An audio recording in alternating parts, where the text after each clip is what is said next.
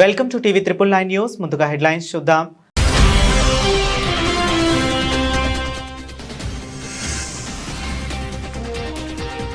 విశాఖ తీరాన 5,000 కోట్ల డ్రీమ్ ప్రాజెక్టుకు సాకారం. భోగాపురం విమానాశ్రయాన్ని జాతికి అంకితం చేసిన పీఎం మోదీ.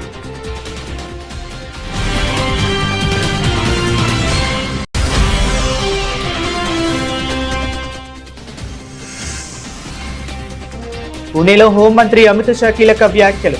స్వరాజ్యం అంటే మన భాష, మన పాలన, మన సంస్కృతి.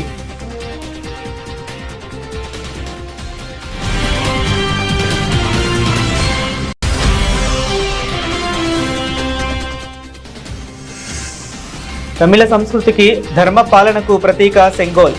తిరుచెందూరు స్థల పురాణం పుస్తకావిష్కరణలో నిర్మలా సీతారామన్ వ్యాఖ్యలు.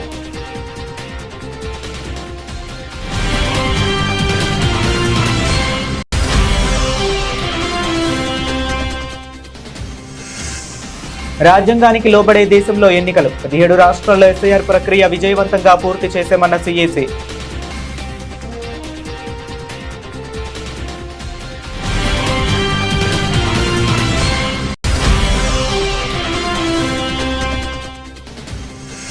కావేరీ వివాదంపై సుప్రీంకోర్టుకు తమిళనాడు. ఆల్ పార్టీ భేటీ, న్యాయ నిపుణులతో చర్చించానికే నిర్ణయమన్న సీఎం డీకే.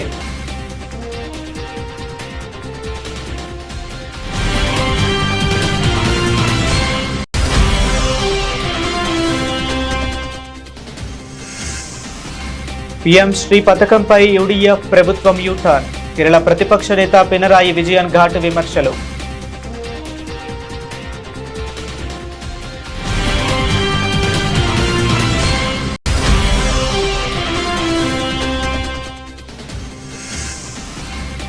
దేశంలో భావ ప్రకటన స్వేచ్ఛ దుర్వినియోగం కాకూడదు.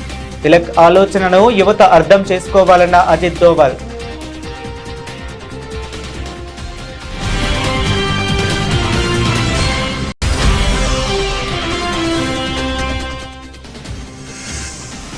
జగన్ పర్యటనకు జనాలు స్వచ్ఛందంగా వస్తే కేసులు పెడతారా?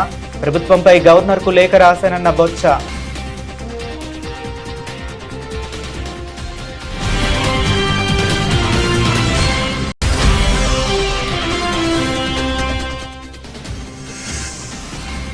తెలంగాణ పెట్టుబడులకు అత్యంత సురక్షిత ప్రాంతం. సిఐఐ ఉత్తర భారత ప్రతినిధులకు సీఎం రేవంత్ రెడ్డి ఆహ్వానం.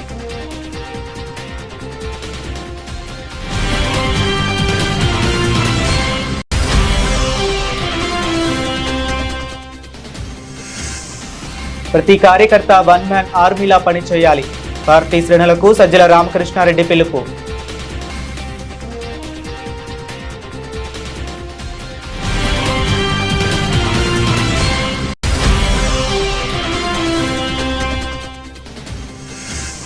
తెలంగాణలో వార్తను వార్తగా రాసే పరిస్థితి లేదు. మీడియా తీరుపై బీఆర్ఎస్ వర్కింగ్ ప్రెసిడెంట్ కేటీఆర్ సంచలన వ్యాఖ్యలు.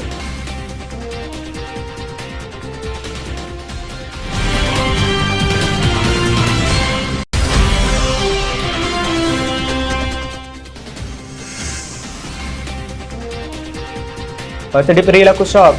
స్వల్పంగా పెరిగిన బంగారం ధరలు.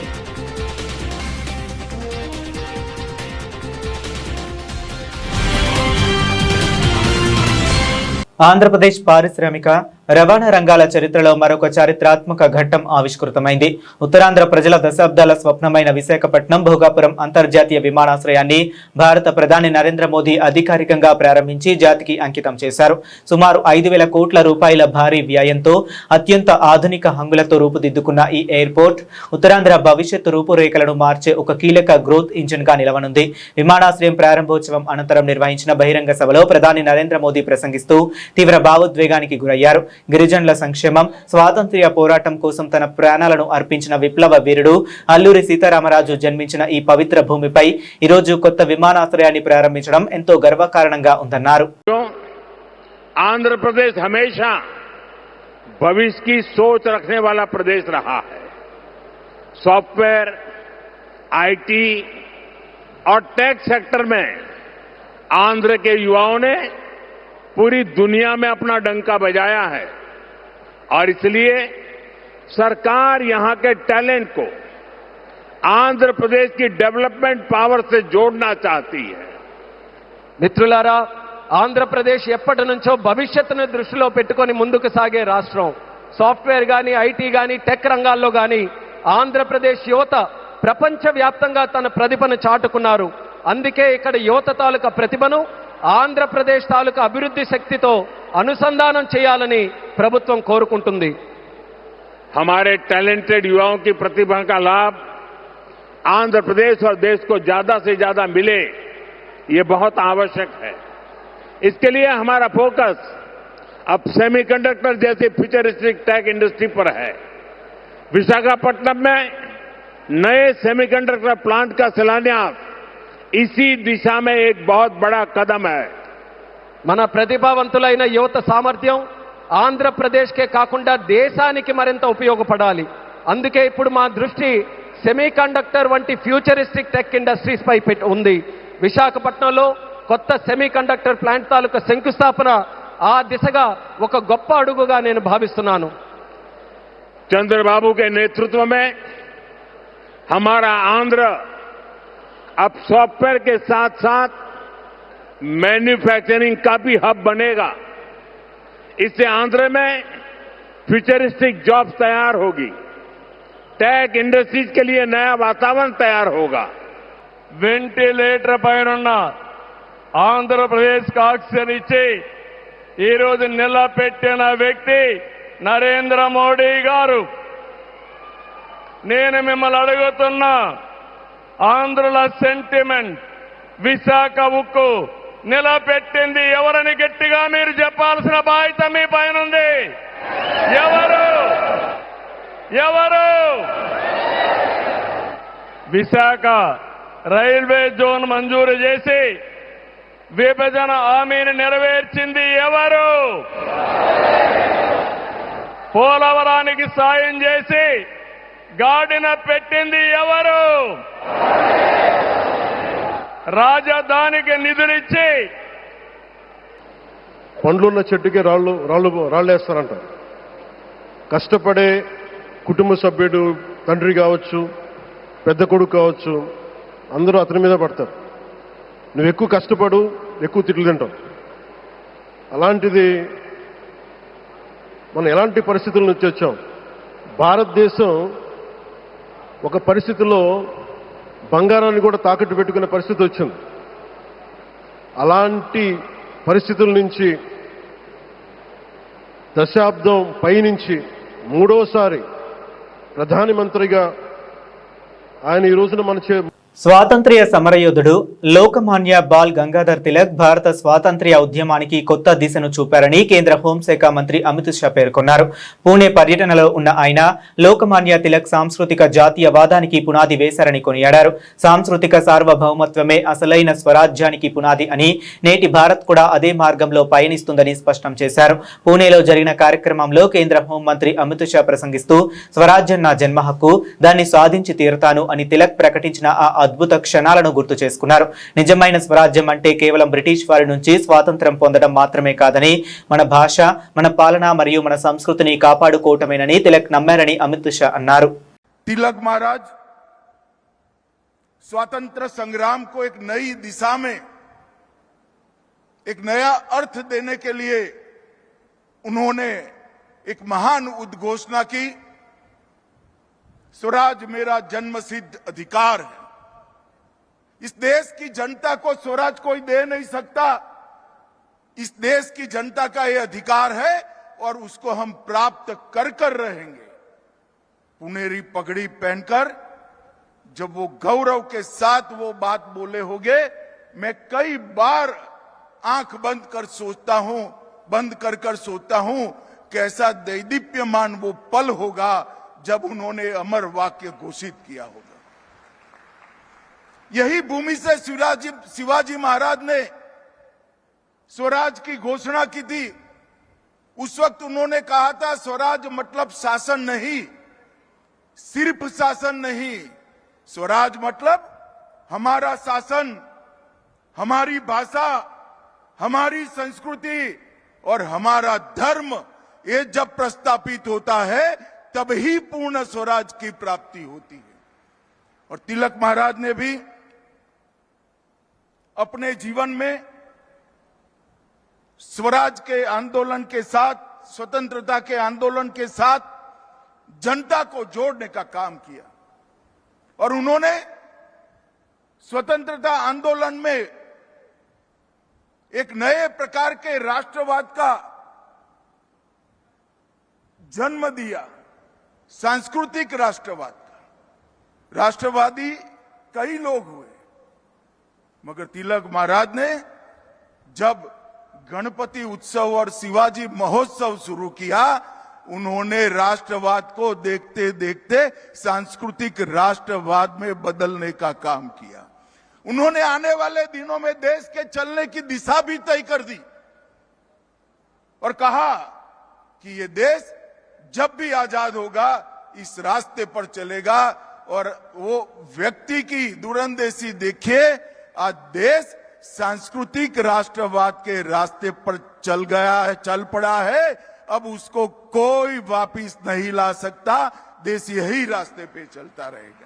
భారత స్వాతంత్ర్య సంకేతమైన తమిళ సంస్కృతిలో విశిష్ట స్థానమున్న చారిత్రాత్మక సెంగోల్ రాజదండం గురించి కేంద్ర ఆర్థిక శాఖ మంత్రి నిర్మలా సీతారామన్ ఆసక్తికర వ్యాఖ్యలు చేశారు.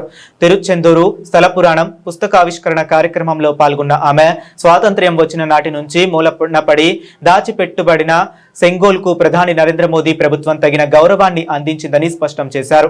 தமிழ் மொழி, தமிழ் இலக்கியத்தை பற்றி நாம் பல இடங்களில் பேசுகிறோம். இந்த சைவ திருமுறைகளில் உள்ள தமிழ் வளத்துக்கு ஈடே இல்லை. ஏதோ பண்டிதர்கள் மட்டுமே படித்து பண்டிதர்களுக்கே உரிய என்று நினைத்து கொண்டிருந்த தமிழை சாதாரண மக்களுக்கும் தெரிந்து கொண்டு பாட இந்த திருமுறைகள் உதவி செய்தன. புதிதாக நிறுவிக்கப்பட்ட நாடாளுமன்ற அந்த பரிசரத்தில் ஆதீனங்களுடன் தானும் சென்று அந்த செங்கோலை வைக்கப்பட்டதை நாம் மறக்க முடியாது.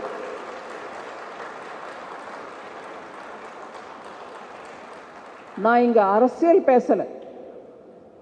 பாரத நாடு சுதந்திரம் அடைந்த போது கொடுக்கப்பட்ட அந்த செங்கோல் எங்கேயோ மறைந்து கிடந்த அந்த நிலையில புதிதாக நிர்வகிக்கப்பட்ட பாராளுமன்றத்திலே அந்த செங்கோலை எங்கிருந்தோ எடுத்துட்டு வந்து தான் போய் நிறுவல. తమిళనాడులోని కోయంబత్తూరు అమృత యూనివర్సిటీ స్నాతకోత్సవ కార్యక్రమానికి భారత ప్రధాన ఎన్నికల కమిషనర్ జ్ఞానేష్ కుమార్ ముఖ్య అతిథిగా హాజరయ్యారు. ఈ సందర్భంగా ఆయన మాట్లాడుతూ దేశంలో ఎన్నికల నిర్వహణ, సాంకేతికత వినియోగంపై ఆసక్తికర వ్యాఖ్యలు చేశారు. అగ్రరాజ్యమైన అమెరికా సైతం తమ ఓటర్ల వ్యవస్థలో తీసుకురాలేకపోయిన మార్పులను భారత్ సునాయాసంగా సాధించిందని తెలిపారు. ఇప్పటికే దేశంలోని 17 రాష్ట్రాల్లో ఎస్ఐఆర్ ప్రక్రియను విజయవంతంగా పూర్తి చేసినట్లు చెప్పారు. 65 lakhs plus 20 lakhs, 85 lakhs. Double is 1 crore 70 lakhs and 10 lakhs from Pujaniya Swamiji. I told you this because it's important for you to know how do you manage. So you manage with technology, with your integrity, with your transparency.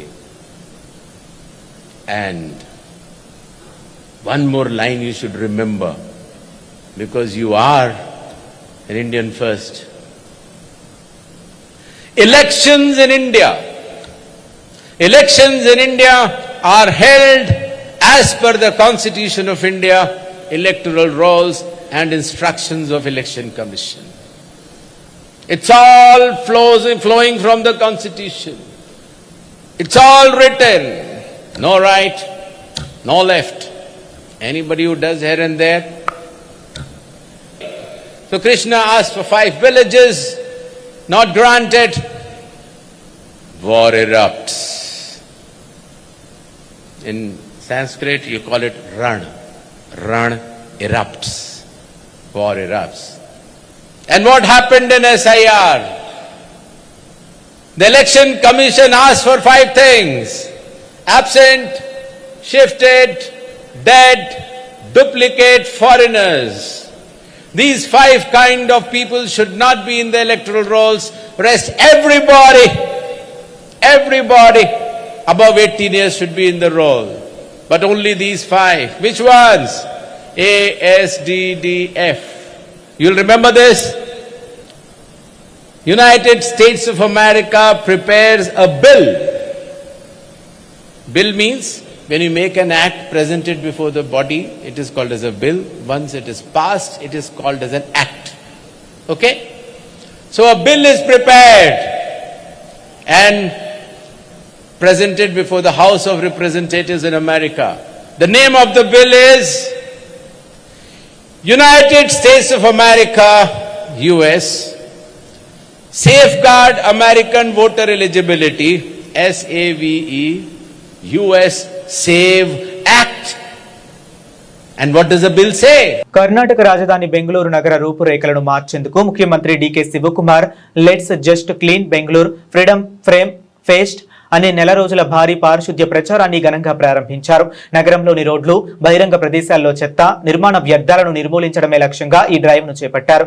ఇదే సమయంలో కావేరీ జలాల పంపిణీపై తమిళనాడు ప్రభుత్వం సుప్రీంకోర్టును ఆశ్రయించనున్నట్లు వస్తున్న వార్తలపై CM DK స్పందిస్తూ కర్ణాటక ప్రయోజనాల పరిరక్షణకు సర్వపక్ష నేతలు, న్యాయ నిపుణులతో సంప్రదించిన తర్వాతే తగిన నిర్ణయం తీసుకుంటామని స్పష్టం చేశారు. ಕೇಂದ್ರ ಸಚಿವರಾದಂತ ಸೋದರಿ ಶಿವಭಕ್ತನವರೇ, ಕೃಷ್ಣ ಬೈರೇಗೌಡ್ರೆ, ವಿಶ್ವನಾಥ್ ಅವರೇ, ನಮ್ಮ ಹಿರಿಯರಂತ ಜಾರ್ಜ್ ಸಾಹೇಬ್ರೆ,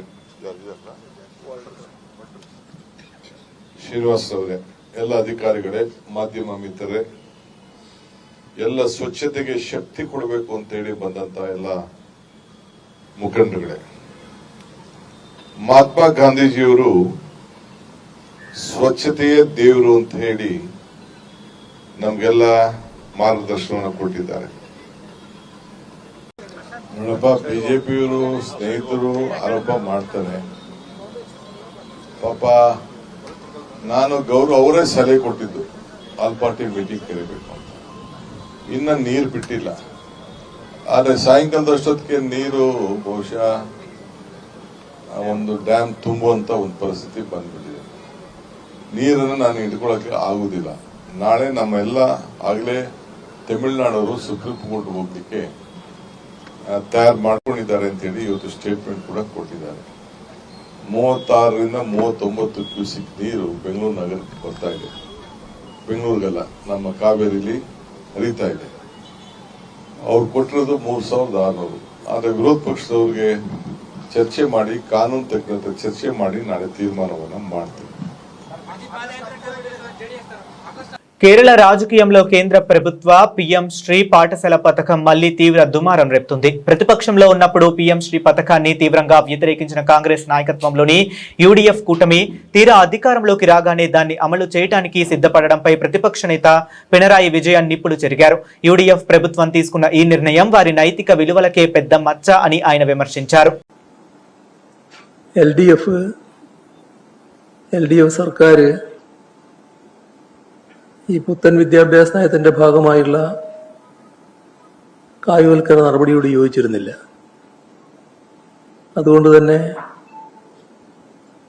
PM ശ്രീ പദ്ധതി നടപ്പാക്കുന്നതിന് LDF സർക്കാർ സന്നദ്ധമായിരുന്നില്ല. ആ PM ശ്രീയുടെ ഭാഗമായിട്ട് ഏതെങ്കിലും തരത്തിലുള്ള കേരളത്തിലെ വിദ്യാഭ്യാസ രംഗത്തെ മാറ്റം ഉണ്ടാക്കണമെന്നും LDF ആഗ്രഹിച്ചിരുന്നില്ല. യഥാർത്ഥത്തിൽ MOയുടെ കാര്യം നേരത്തെ തന്നെ വ്യക്തമാക്കിയതാണ്.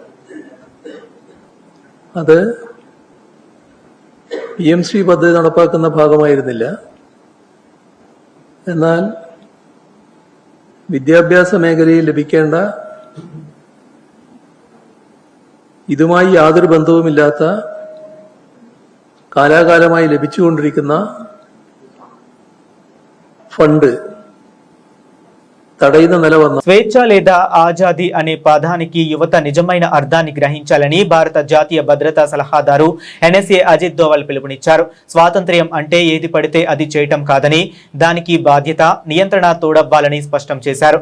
లోకమాన్య బాల్ గంగాధర్ తిలక్ జీవితం మరియు ఆనాటి సవాళ్లపై నిర్వహించిన ఒక కార్యక్రమంలో పాల్గొన్న ఆయన తిలక్ అందించిన స్ఫూర్తిని నేటి తరానికి వివరించారు. लोकमान्य तिलक जी के जीवन को समझना, उनकी गहराइयों को देखना, उसके लिए उस समय के काल, उस समय के मजबूरियां, उस समय की दयनीयता को शायद हम लोग उसकी कल्पना नहीं कर पाते। विशेषकर जो हमारा युवा वर्ग है वो सोचता है शायद भारत हमेशा ऐसा ही था, जिसे हम स्वतंत्रता कहते हैं। शायद उनको लगता है कि स्वतंत्रता केवल वह करने की जो आपकी इच्छा है, स्वतंत्रता ये नहीं थी।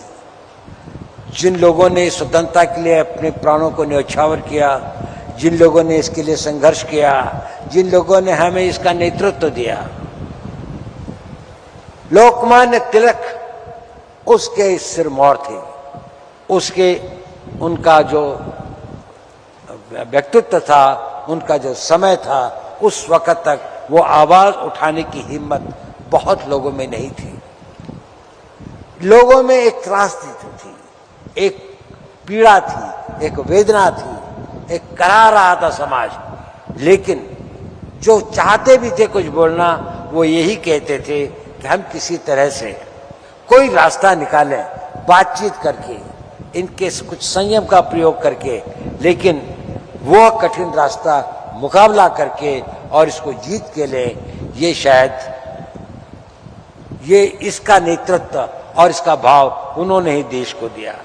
दास्ता की बेड़ियों को उन्होंने झंझोड़ने के लिए देश के युवकों और देश की जनता में एक नई चेतना और पौरुष का प्रादुर्भाव किया। వైఎస్ఆర్సీపీ అధినేత వైఎస్ జగన్మోహన్ రెడ్డి పర్యటనపై పసుపు పత్రికలు అవాస్తవ కథనాలు రాస్తున్నాయని వైఎస్ఆర్సీపీ సీనియర్ నాయకుడు ఎమ్మెల్సీ బొత్స సత్యనారాయణ తీవ్ర స్థాయిలో ధ్వజమెత్తారు. జగన్ పర్యటనలో ప్రభుత్వ వైఖరిని, పోలీసుల తీరును తప్పుబడుతూ తాము గవర్నర్కు ఫిర్యాదు చేసినట్లు వెల్లడించారు. జైలు వద్ద పోలీసులు తమను అడ్డుకున్న తీరుపై ఆయన విలేకరుల సమావేశంలో తీవ్ర ఆగ్రహం వ్యక్తం చేశారు.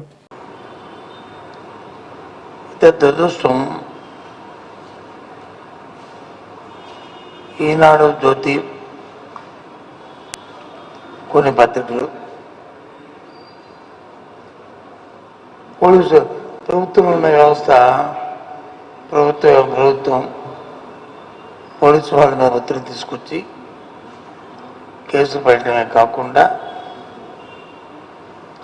కొన్ని ఆవాకులు జావకులు కూడా పత్రికలో రాయడం చాలా దురదృష్టకరం. దురదృష్టం. ఎందుకు ఈ విషయం మాట్లాడుతున్నానంటే, వాస్తవాన్ని రాస్తే పర్వాలే, వాస్తవాన్ని వక్రీకరించి రాయడం అనేది పత్రికలు తగదు. ఇంకో విషయం ఏంటంటే, శాంతియుతంగా నేను వెళ్తున్నప్పుడు ప్రభుత్వం ఒత్తిడి తీసుకొచ్చి పోలీస్ శాఖతో అక్కడ ఒక సబ్ ఇన్స్పెక్టర్ని కొట్టామని చెప్పని, లేకపోతే వారి మీద దౌర్జన్యం చేశామని చెప్పని, లేకపోతే వారిని హత్య చేయడానికి ప్రయత్నం చేశామని కొన్ని నేరపూరితమైన కేసులు పెట్టడం అనేది చాలా దురదృష్టం. నేను తీవ్రంగా ఖండిస్తున్నాం. ఇంకా మీ బుద్ధి, ప్రభుత్వం తాలూకు బుద్ధి మారలేదు, ప్రభుత్వం బుద్ధి మారలేదు. ప్రజలు చిత్కరిస్తున్నా సరే, ప్రజలు చీకొడుతున్నా సరే, మీ వ్యవహారాన్ని మారలేదు. పత్రికల తాలూకు వ్యవహారాన్ని ఒక మాట చెప్తున్నాను. ఇవాళ ఈనాడు పత్రికలో నా ఫోటో వేసి, ఎందుకు నేను మాట్లాడుతున్నా అంటే, నా ఫోటో వేసి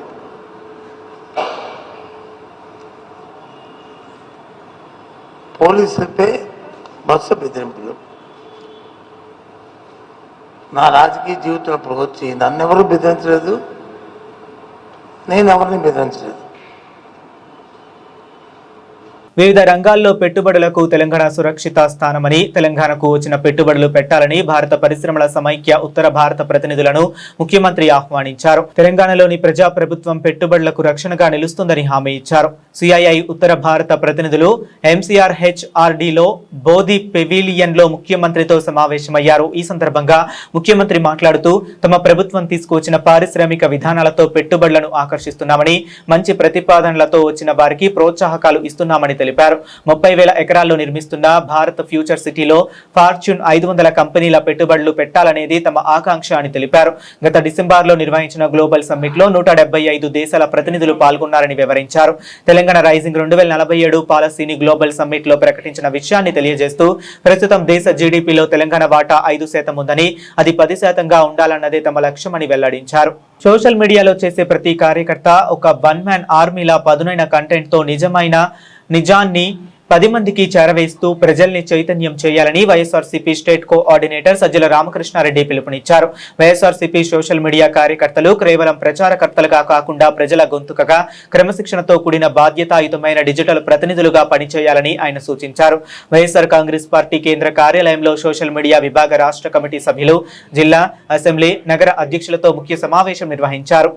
ఈరోజు ఇక్కడికి వచ్చిన సోషల్ మీడియా విభాగం క్షేత్రస్థాయి నాయకులందరికీ స్వాగతం. సోషల్ మీడియా ప్రెజెన్స్ అనేది ఎప్పటి నుంచో ఉన్నాయి. ఇప్పుడు దాన్ని ఒక రకమైన ఆర్గనైజ్డ్ దీని కిందికి తీసుకొచ్చాం. గ్రామ స్థాయి వరకు వెళ్ళాం. మీ అందరికీ తెలుసు, ఒక పొలిటికల్ పార్టీగా ఏ రాజకీయ పార్టీకైనా అజెండా పైకి చెప్పినా చెప్పకపోయినా తయారవుతుంది. అధికారంలోకి వచ్చే పార్టీ అయితే దాది ఆచరణలో కూడా కనిపిస్తుంది. అది ప్రజలకు అనుకూలంగా ఉండేది, పేద ప్రజలకు అనుకూలంగా ఉండేది, అలాగే హక్కుల కోసం పోరాడే వాళ్ళకు అనుకూలంగా ఉండేది, ప్రజాస్వామ్య పద్ధతులకు అనుకూలంగా ఉండేది. అయితే అది ప్రజల మన్ననలు ఎక్కువ పొందే అవకాశం ఉంటుంది. ఏ పార్టీ అయితే అధికారమే పరమావధిగానో లేదా తాత్కాలికమైన వాటితో బయటపడుతూ అధికారంలోకి వస్తే చాలు, మనం బాగుంటే చాలు అనుకుంటే పార్టీలు అవి కూడా సర్వైవ్ అవుతుంటాయి, నిలబడతాయి. ఆ రోజుకు వేసిన ఎత్తులతో అవి నిలబడుతుంటాయి, పవర్లోకి రావచ్చు. ఒక క్లియర్ కట్ డివిజన్ లాగా చూస్తే దేశంలో మన రాష్ట్రంలో కనపడినంత ఒక డివిజన్, ఒక మంచి చెడు, ఒక వెలుగు చీకటి, ఇట్లా ఒక క్లియర్ కట్ డివిజన్ పార్టీల మధ్య చూస్తే మన రాష్ట్రంలో మాత్రమే కనపడుతుంది. వైఎస్ఆర్ కాంగ్రెస్ పార్టీ జగన్మోహన్ రెడ్డి గారు ఒక స్థిరమైన, అది పవర్లో ఉన్నా లేకపోయినా ఒక స్థిరమైన రాజకీయ విధానం, రాజకీయం అంటే ప్రజలకు సంబంధించిన విధానాలు, అవే రాజకీయంగా, అధికారం పరమావధి కాదు, అధికారంలోకి వచ్చాక మన లక్ష్యాలు ఏవైతే అనుకున్నామో అవి ఎంతవరకు పూర్తి చేయగలిగాము, ప్రజల కోసం, ప్రజల్లో మమేకమై ప్రజల బాగు కోసం, పేద ప్రజల బాగు కోసం చేయగలమనేదే గీటు. తెలంగాణలో ప్రధాన స్రవంతి మీడియా తీరుపై బీఆర్ఎస్ వర్కింగ్ ప్రెసిడెంట్ కేటీఆర్ తీవ్ర స్థాయిలో ధ్వజమెత్తారు. రాష్ట్రంలో నిజాన్ని నిజంగా, వార్తను వార్తగా రాసే పరిస్థితులు ఏమాత్రం లేవని ఆయన ఆరోపించారు. సమాజంలో సమస్యలపై మీడియా మౌనం వహించడాన్ని ఆయన ఎండగట్టారు. ఇటీవల జరిగిన కొన్ని కీలక ఘటనలను ఉదాహరణగా చూపిస్తూ కేటీఆర్ మీడియా వైఖరిపై సంచలన విమర్శలు చేశారు. ఇవాళ దేశంలో ఉన్న పరిస్థితి ఇది. వాస్తవం ఏంటి? తప్పు జరుగుతున్నా రాయలేని పరిస్థితి ఉన్నమాట వాస్తవం. తప్పు జరుగుతుందని తెలిసినా రాయలేని పరిస్థితి ఉన్నమాట వాస్తవం. అట్లాగే ఈరోజు మీరు ఆలోచిస్తే దేశంలో ఉన్న మీడియా సంస్థలన్నీ కూడా ఎవరో ఒకరికి ఒత్తాసుగా మారిపోయిన విషయం కూడా వాస్తవం. స్వేచ్ఛగా, నిర్భీతిగా, న్యూట్రల్గా ఉండే పరిస్థితి ఉందా అంటే లేని మాట కూడా వాస్తవం. The power of speech today is restricted to those in power. It's is a fact. మనకి ఇష్టం ఉన్నా లేకపోయినా అది వాస్తవం. ఎందుకు ఈ మాట ఎందుకంటా ఉన్నా నేను? తెలంగాణనే తీసుకోండి, అక్కడ ఇక్కడ తెలంగాణలోనే ఎన్నో సందర్భాలలో వార్తని వార్తగా రాయలేని పరిస్థితి లేదా?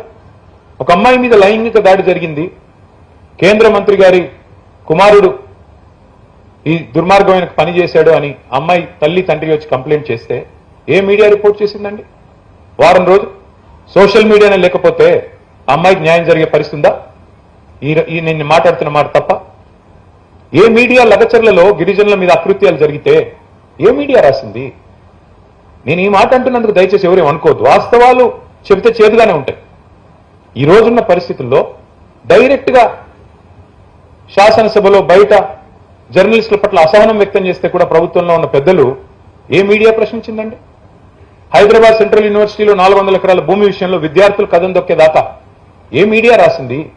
ఎక్కడుంది పరిశోధనాత్మక జర్నలిజం? ఉందా? నేను ఈ మాట అంటే మీలో చాలా మందికి మళ్ళీ నాలో అహంకారం కనబడొచ్చు. నేను ఉన్నట్టుగా అడుగుతున్నా, ఉన్నదా పరిస్థితి? రాసే పరిస్థితి, చెప్పే పరిస్థితి, స్వేచ్ఛగా నిర్భీతిగా ఇన్వెస్టిగేటివ్ జర్నలిజం అనే పరిశోధనాత్మకమైన కథనాలు వస్తున్నాయా? వాస్తవాలు చెప్తే నచ్చవు. అందుకే ఏమవుతుంది, ఇప్పుడు మీరు ఇన్వెస్టిగేటివ్ జర్నలిజం మొదలు పెడితే వెంటనే కొత్త ఐటీ రూల్స్ వస్తాయి, టెలిగ్రాఫ్ యాక్ట్ అమెండ్మెంట్లు వస్తాయి. తెలుగు రాష్ట్రాల్లో పసిడి ప్రియులకు షాకిస్తూ బంగారం ధరలు మళ్లీ పైకి కదిలాయి. శనివారం ఉదయం పసిడి ధరలు స్వల్ప పెరుగుదలను నమోదు చేసినట్లు మార్కెట్ వర్గాలు వెల్లడించాయి. గుడ్ రిటర్న్స్ వెబ్సైట్ అందించిన తాజా వివరాల ప్రకారం ఈరోజు హైదరాబాద్, విజయవాడ నగరాల్లో బంగారం ధరలు ఏ విధంగా ఉన్నాయో ఇప్పుడు చూద్దాం.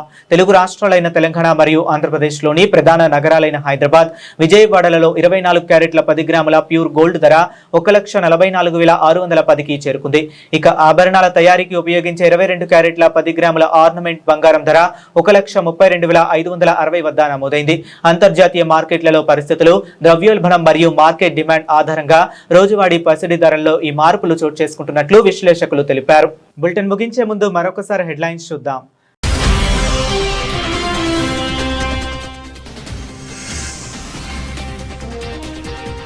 విశాఖ తీరాన 5,000 కోట్ల డ్రీమ్ ప్రాజెక్టుకు సాకారం. భోగాపురం విమానాశ్రయాన్ని జాతికి అంకితం చేసిన పీఎం మోదీ.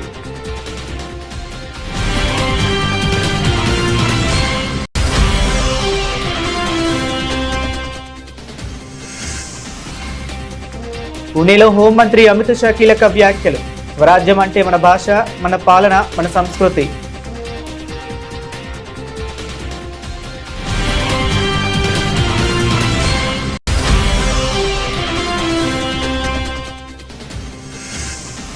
తమిళ సంస్కృతికి, ధర్మ పాలనకు ప్రతీక సెంగోల్.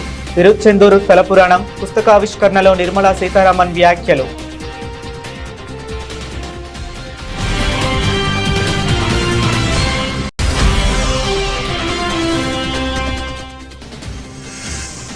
రాజ్యాంగానికి లోబడే దేశంలో ఎన్నికలు. 17 రాష్ట్రాల్లో ఎస్ఐఆర్ ప్రక్రియ విజయవంతంగా పూర్తి చేశామన్న సిఎసి.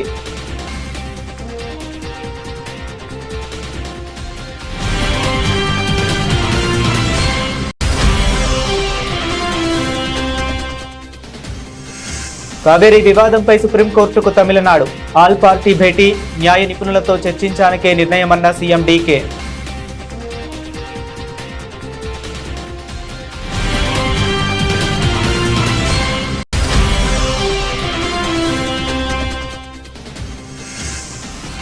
పీఎం శ్రీ పథకంపై యూడీఎఫ్ ప్రభుత్వం యూటర్న్. కేరళ ప్రతిపక్ష నేత పినరాయి విజయన్ ఘాటు విమర్శలు.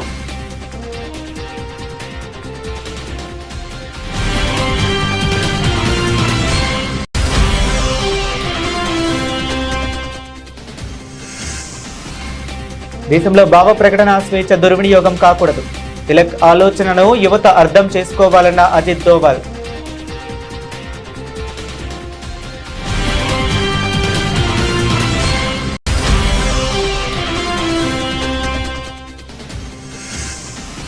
జగన్ పర్యటనకు జనాలు స్వచ్ఛందంగా వస్తే కేసులు పెడతారా? ప్రభుత్వంపై గవర్నర్కు లేఖ రాశానన్న బొత్స.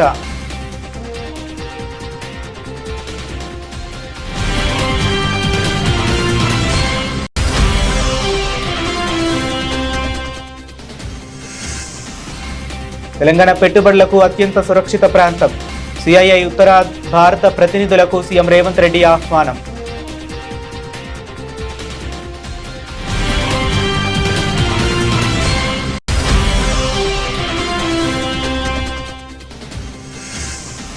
ప్రతి కార్యకర్త వన్ మ్యాన్ ఆర్మీలా పనిచేయాలి. పార్టీ శ్రేణులకు సజ్జల రామకృష్ణారెడ్డి పిలుపు.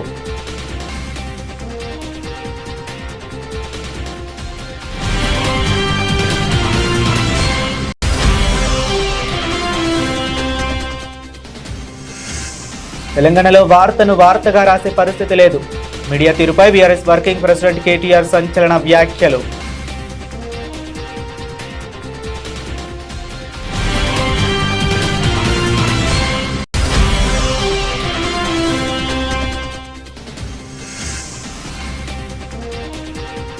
పసిడి ప్రియులకు షాక్. స్వల్పంగా పెరిగిన బంగారం ధరలు.